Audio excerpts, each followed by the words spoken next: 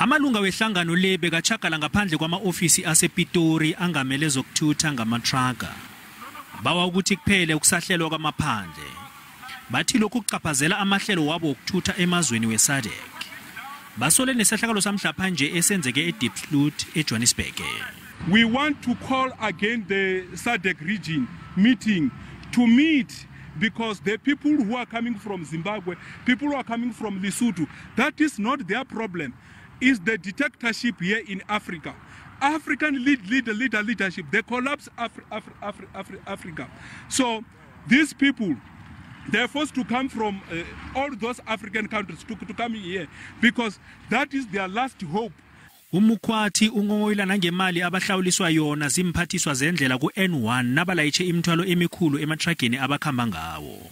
We are getting a lot of spot fine, ranging from 1,500 to 2,500, and also you find that we pay from the Pumaland Plaza that amount again to the bed bridge.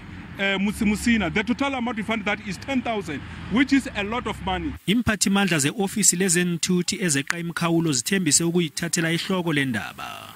We have received their memorandum. We are going to engage and look at the issues that they've raised. We'll apply our minds into them and we'll then engage back with them. Be-Cross Border Agency bathi bazokuphendula maduze nje.